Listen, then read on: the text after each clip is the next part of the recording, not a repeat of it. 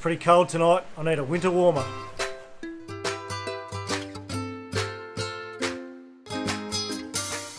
G'day guys, Beer Healer here, and welcome to the shack tonight on what is a very wet, wild and windy evening down here. It's an absolute shocker. With me tonight to help me get through the dismal situation is a mountain goat inbreed. Not a crossbreed or a rare breed or a barrel breed, this is the inbreed.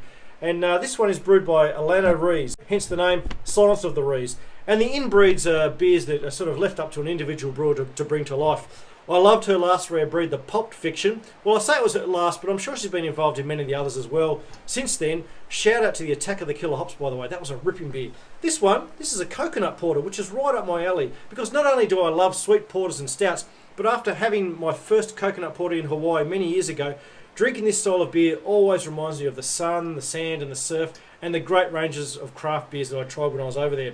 You know, for me, beers are so much more enjoyable when you can combine memories of who you were with or where you were with those wonderful flavours in the glass. You know, for me, coconut porters, I love them because they've got so much going on in them. This one here is very, very dark, even though I'm holding up to the light. Often you'll find porters will be quite red in the glass, but this one is very, very dark I've got here. So, now look, I've let this one warm up a little bit from the fridge because when I drink these darker beers, I like to do that to allow those aromas and those tastes to sort of, you know, get a bit of warmth in them and start moving around.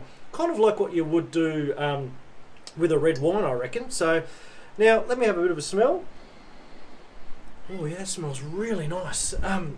Obviously you've got a bit of coconut going on there because the guys had to actually toast 90 kilograms of coconut per fermenter to bring this one to life. But probably not as over the top with coconut as you might expect because maybe that's due to the great cast of supporting ingredients that this beer's got in it. Yeah, you know, it's got really nice chocolatey, roasty notes. Get a little bit of vanilla in that one too, thrown in for a bit of good measure.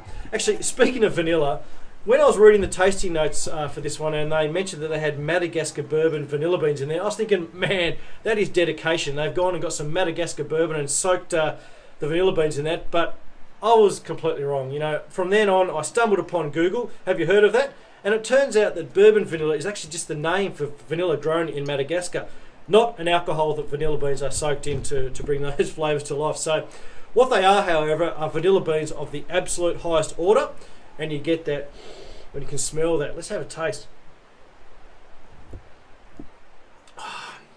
This is how do I describe that? Sweet, silky, smooth, and an absolute treat. Maybe some of that sweet and silkiness is coming through from the coconut. I don't know. Look, I'm tipping that if you don't like sweet stouts, because sweet stouts aren't for everybody, if you don't like sweet stouts, this might be a little bit too much for you. But for me, dark, malty, creamy, chocolatey, it's a decadent delight with, you know, hints of coffee too. And as I enjoy another sip of that, it rounds off really nicely with a bit of bitterness at the end to tell your taste buds to take another sip and get back on board that love roller coaster for some more decadence. So really nice beer. Lovers of this style of beer, I don't think you'll be disappointed. I think it'll be absolutely sensational. So if it's still around, get out there and find it. I'm a little bit late to the party with this beer because, as you know, I've been on the European vacation, but I decided to enjoy this beer tonight and a bit of a special treat down at the shack. So I'm wondering what the guys are going to do next out of Mountain Goat because they've had a great year, as I said, and I can't wait to taste their next inbreed, rare breed, barrel breed, crossbreed, whatever it is, their next creation. So look, until we talk again, I'm going to enjoy this beer and think of Hawaii as I enjoy it because it's the only way I'm going to be able to warm up down here at the shack tonight. But till we talk again, cheers to great beers.